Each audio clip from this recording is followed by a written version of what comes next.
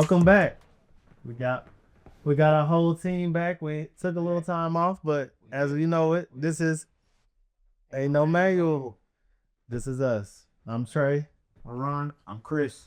And we have a great guest today. An amazing man. Yeah. All right. We were joking about how young we are. Like, we still feel young. Yeah. We've talked about that before. We are young. Yeah. And what do they say? Black don't crack, right? Don't crack, bro. Hey, that's how we are. So look, we have Neil Jelani Nelson here. All right. The man in the flesh. The legend. So what I'm very familiar with is Atlanta Black Star, right? Mm-hmm. But it's so much more to your empire. You have a lot more going on.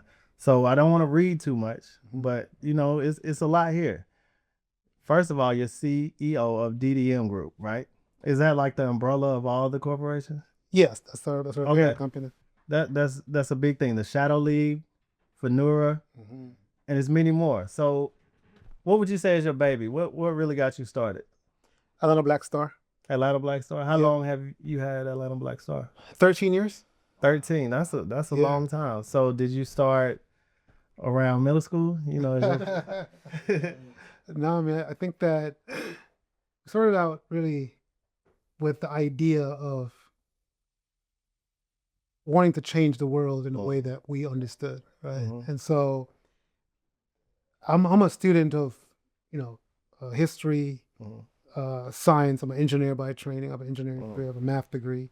And so I wanted to understand, I started out wanting to understand how our people Mhm. are in the current context that we're in, or condition. Definitely. And so I spent a lot of time studying, reading, and came to the conclusion that the fundamental thing is really our consciousness, right? It's that the reason we behave the way we do is because of our consciousness.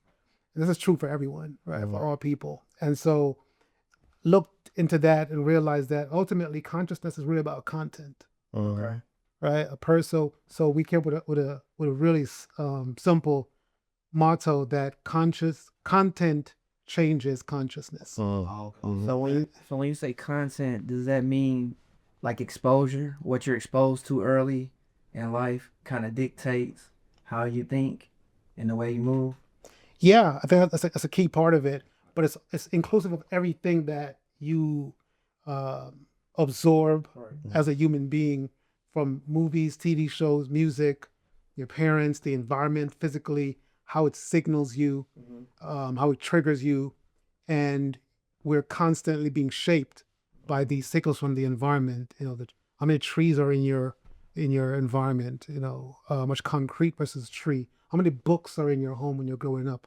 All of these things shape our consciousness. And most people don't think that deep, right? Like we're consumed by social media. We're Right. consumed by what's just on our basic cable. We don't dig deep and think about the subconscious and what's really playing on the way we react. I was watching something not too long ago. I think it was one of the episodes of Roland Martin, right? And Roland Martin was talking about how we really, it's been forever, but he says the time is now for us to take back control of the media. Do you see a way for us to get to that point? I mean, it sounds like an easy thing to do when you say it, but the people who control media are, I mean, they're hidden faces, but they control so much. But how do we, as people of color in our community, how do we start to take back that media? Yeah, that's a great question.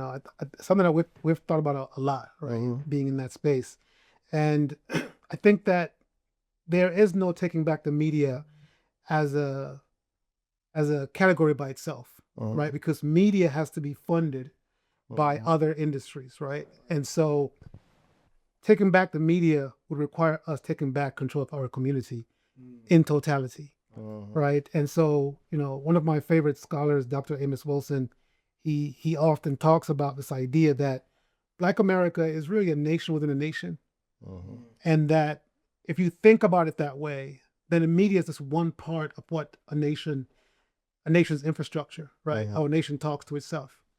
And so the people who are, if we want to take back and own the media, Black media, we have to take back and own a whole slew of other industries that would go into funding those that particular industry. And it starts with, in my mind, again, it starts with consciousness, right? It starts with, who do we think we are as a people? If you think that you're an American like anybody else who's American, then you don't have a need to control Black media or for Black folks to control the media, right? Because you're an American, and it's American media, it's CNN and all these other things. But if you see yourself as being a people within a people, a nation within a nation, then it's like some other people may control CNN and Fox News and these other entities and Paramount, and we should control a subset of the entire media apparatus of the country. And so it goes into who you think you are. It goes into identity. You're diving into it. I mean, you're not just talking it, you're walking it, right? Yeah. Sure. So let's talk about some of the other entities that you have, the Shadow League. What's that about? So Shadow League is a sports platform that was founded by Keith Clinkscales. Keith Clinkscales is the first publisher of Vibe magazine. I remember Vibe. Yeah, so he was the publisher of Vibe, went on to work at ESPN, ran ESPN Entertainment, then ran Revolt when it was launched. And then he launched, at the same time, he launched Shadow League. And so we acquired that from him about 2021. Yeah. Now that's right up your alley, right? That's what I I know. So what made you kind of? I mean, of course, it was obviously a good business decision. But what made you kind of want to get into that sports world, or kind of tap into that market? Yeah. Well, I think a couple things. One is that sports is the one area where Black men over-index in media. Tell them again. And so that's one thing. The second thing is actually advertising dollars. There's a hierarchy within the media industry of what content media buying agencies prefer to invest in.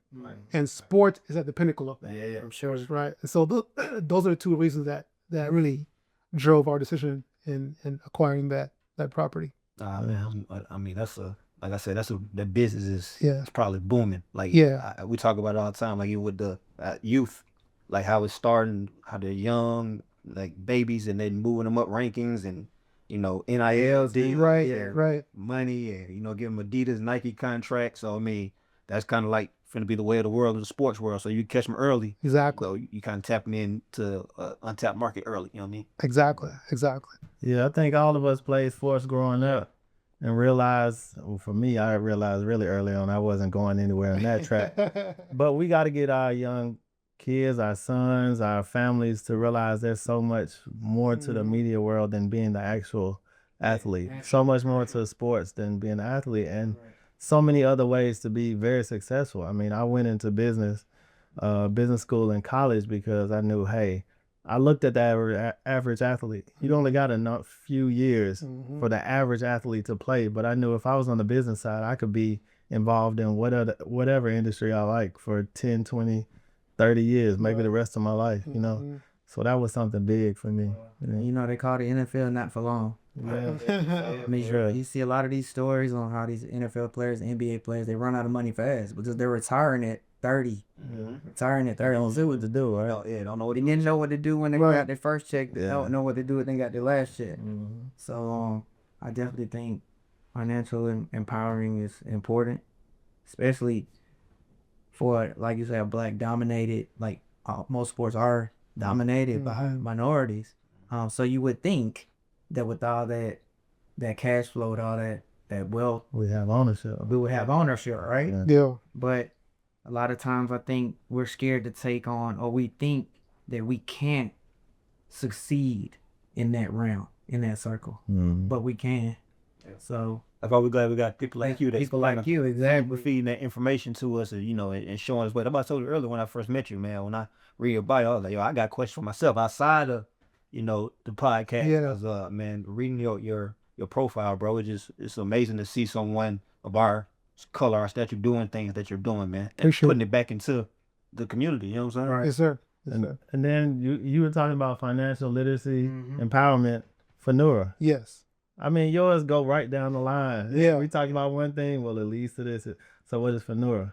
Yeah, so Fenora, we launched Fenora the same time we acquired Shadow League at the, middle of the pandemic. We saw a need for us to publish content that would trigger our people to focus their attention on the financial industry and how best to navigate that terrain, right?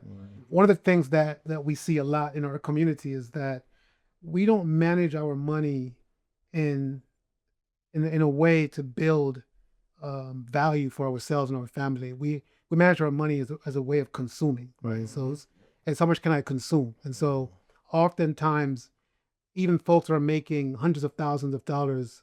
As soon as that that income stream gets interrupted, they're a month or two away from bankruptcy, right? Yep. And so if you're making that kind of money, you should be able to have a very large nest egg, should have a significant amount of savings that allow you to operate beyond just the income stream being present, especially if you talk about being in the NFL or NBA for several years. Even blue collar folks don't think about this. And so what we wanted to do is make sure that we created a content platform that allows our community to constantly be reminded about money, to think in ways about money responsibly. So we approach it differently from traditional finance or money conversations. We understand that our community over consumes entertainment news.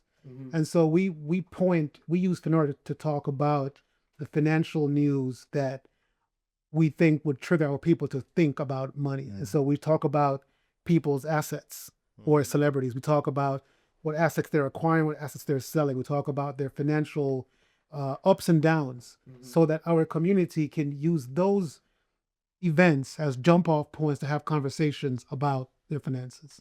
I think that in my opinion, I think there's a lack of discipline because even with me growing up, I think I always had the motto of like, I'm here for a good time, not a long time. All right.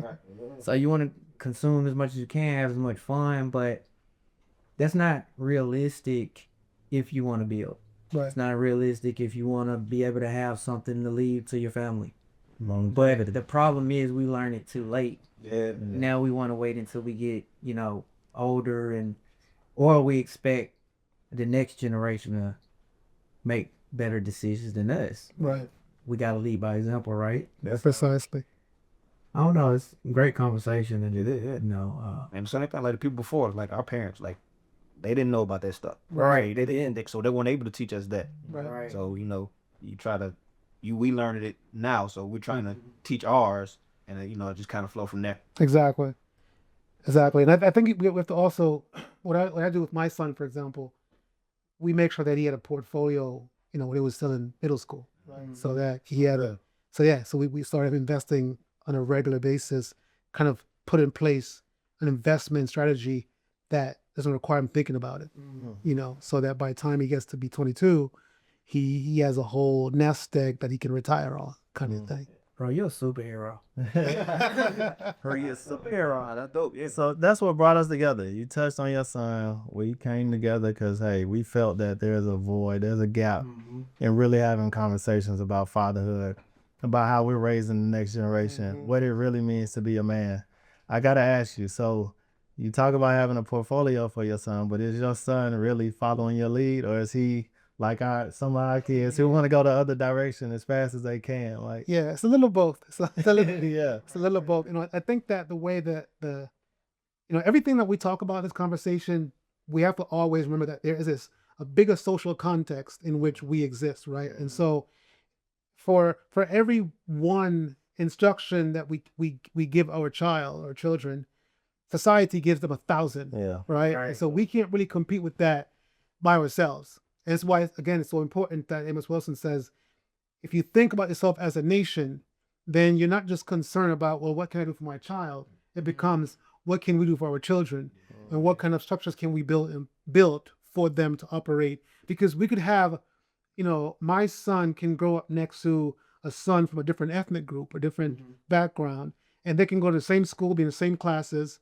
be neighbors in the same community, but end up with different outcomes on average, because that other ethnic group may have better infrastructure as a group, Right. that guides and directs their children into certain outcomes, whereas our children typically don't have that from the group. So we in this room may do that for our sons and daughters, but as a people, we don't have the requisite institution and social structures that guide our children into the outcomes that we want to. And that to me is the core issue. Yeah, see, we were raised in the village. Like, we come from, Yeah. and I got to shout out everywhere we go, Southwest Atlanta, SWATs. That's where we grew up. And we were raised by the whole village. I still remember being in school, and if I acted up, there were certain teachers that would call my parents straight up and be like, hey, can I go do what I got to do? I had a pincher, I had a paddle teacher, I had all that. But we had a community not only to discipline us, but they really guided us in so many ways. And I don't want to say shortcomings, but our parents, we can admit it, they had some shortcomings. But we always had somebody else in that village that could raise us up and build us up and talk to some points that our parents may have missed. And I think that we've lost that in a lot of ways. And I take some of that fault, because I think my whole plan is to evolve with the world and make sure I'm moving a certain way so my kids are not scared off from the way that I live, or that my kids aren't so rebellious because I'm not up with the time. Right. You know what I mean? So it's so many pressures that I see. But I think we need to get back to that real village, man. But I guess So I got a question. We were talking earlier about expanding out of the country, right? Yeah. So my question would be, is it possible to build that community, that vision that we were just talking about? Is that even, some would say that's not even possible here in the United States? I think it's possible everywhere. Okay. And because I think that at the end of the day, the kind of structure that I'm talking about are a man-made structure, right? And so wherever people are, people can enter into relationship with each other that facilitate the kind of structures that they need. What I mean by this is this. I like to use examples, right? And so, I have friends who are Jewish, and in the Jewish community, we're in school together in New England. I grew up in Western New England, about an hour and a half out of Boston, in Western New England, and I had all kind of folks in my school: Jewish, Arab, Black, Puerto Ricans, Asians, whatever, right? And so one of the things that was particular that I observed was that the Jewish kids had other institutions that educated them outside of the public school that we all went to, right? And so those institutions guided them and gave them lessons about different aspects of their identity and how to be in the world, how to operate in the world.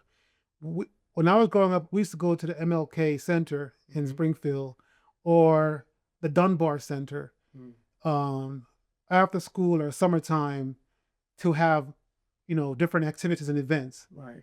I don't know to the degree to which our young people today are being exposed to those things. And so we need more of those things, but we need them not just in social sense of, okay, come here and play basketball and do your homework and stuff, but the entire range of human activities. Right.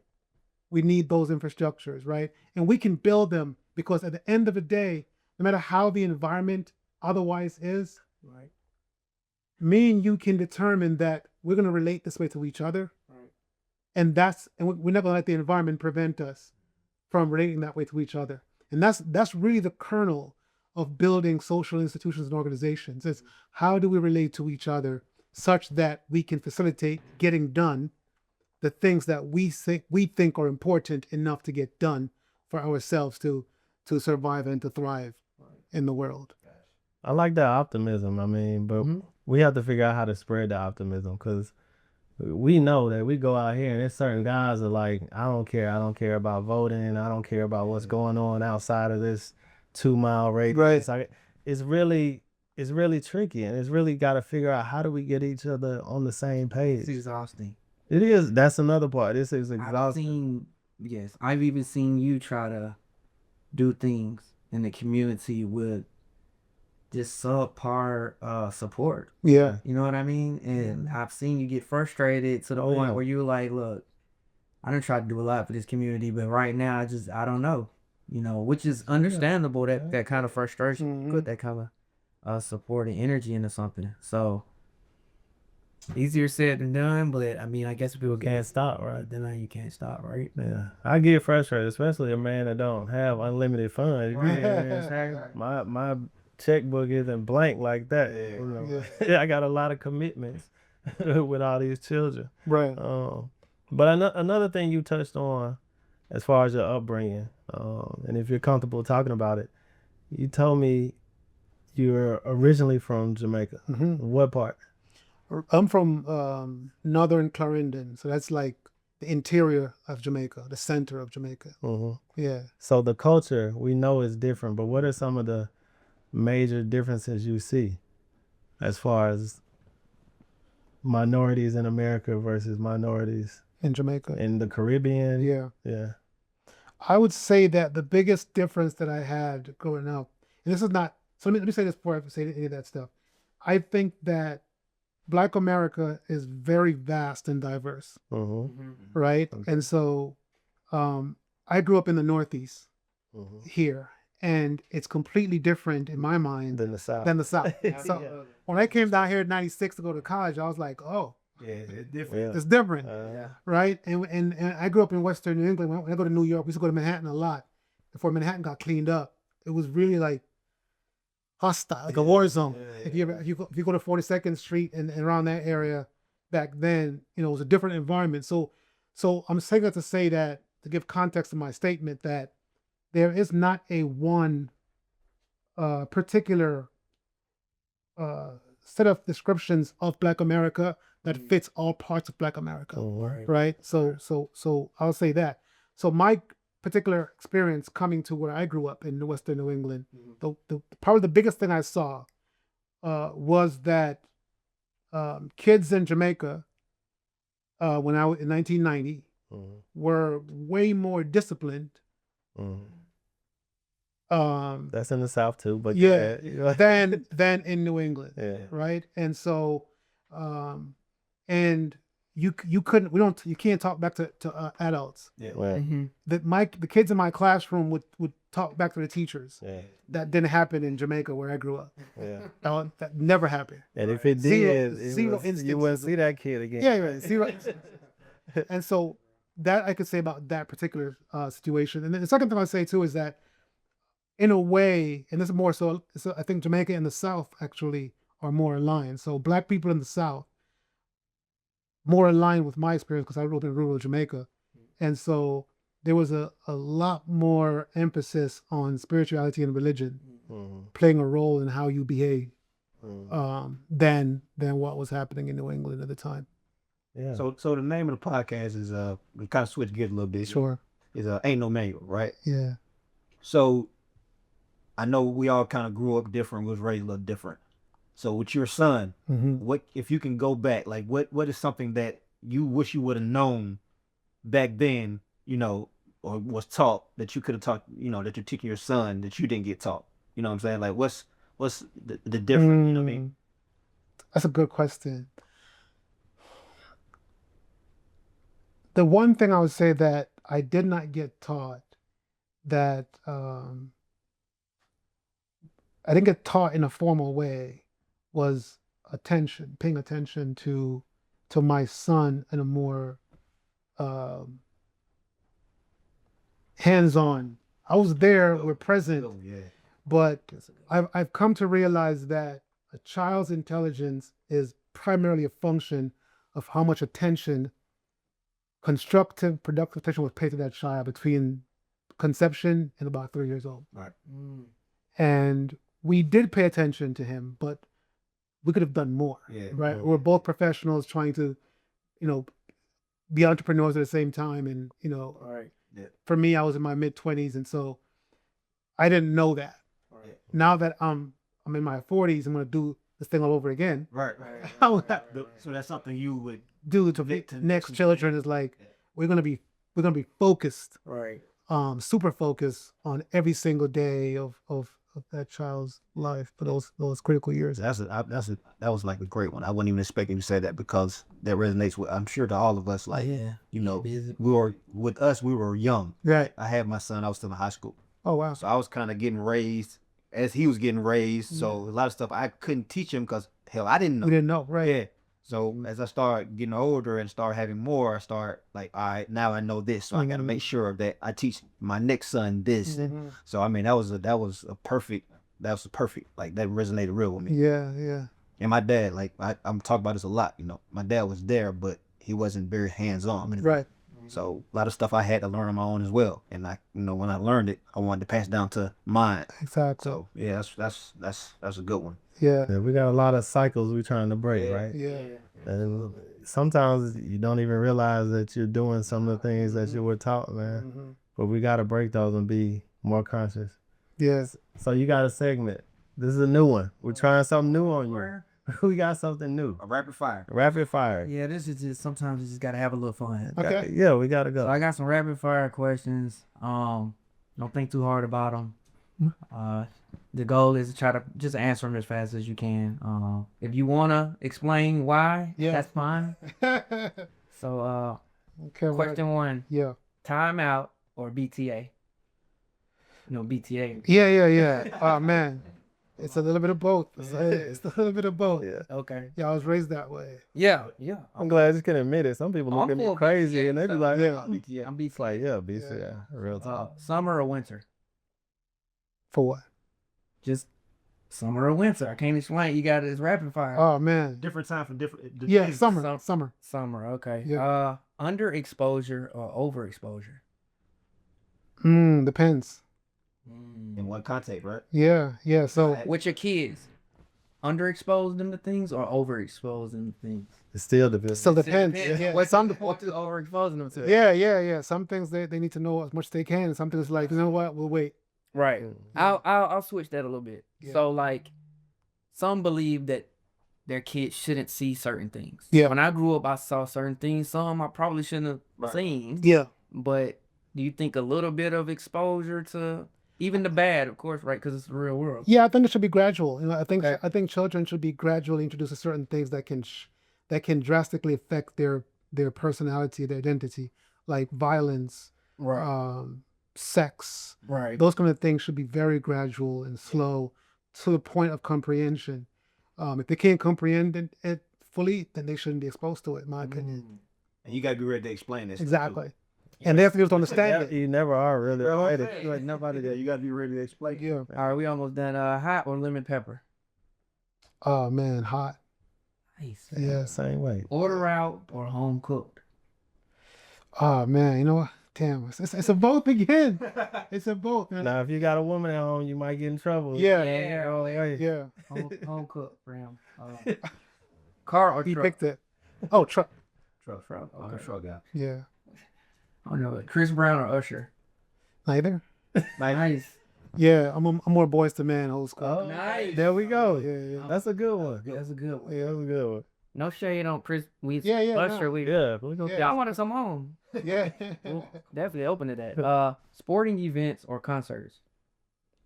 Concerts. Okay. Mhm. Pancakes or waffles? Pancakes. Okay. 100%. Beef or chicken? Neither.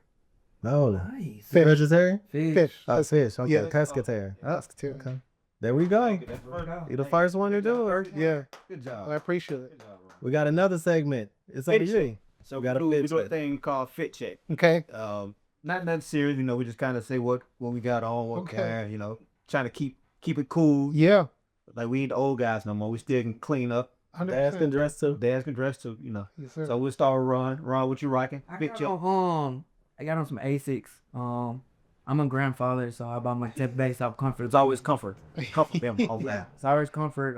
Khakis, Calvin Klein shirt. If you know, you know. If you don't, read my bio. There you go. LA hat. All right. So this is inspired by my brother, man. Corduroy. He pushed me out there to get some corduroy. Never worn it before, but I got on the corduroy and it's comfy, man. I appreciate it. It's real comfortable, man. I can't complain. Always, what I say, the bamboo white tees. white tee. Gotta stay comfortable with those. And my favorites next to the Air Force, I mean the Jordan 1s is the Air Force 1. Mm-hmm. Clean white, icy white. Icy white. Can't go wrong. Can't go wrong. Okay. What you doing? What you looking Oh, like? and then it's a wrap boots. Okay. Okay. Tom Ford, Of course. Rolex. Oh yeah, I saw the Rolex. I want you to say. Yeah, I wasn't gonna say. I picked So, it a couple times. You got a Tom Ford cologne too?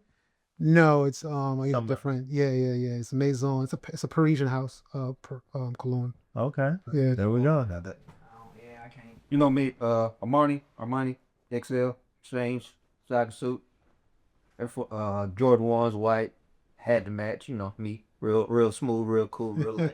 So I ain't gonna lie, you came in here clean from your son's game. Like you had on. I thought this was. Yeah, I thought you. Nah, so that was So I was dressed for my daughter's game from. Oh, darn. Okay. So then my son had a game. Man, y'all know how my world works. You better have some comfortable shoes with that going on. That's how my world is, man. You know. Yeah.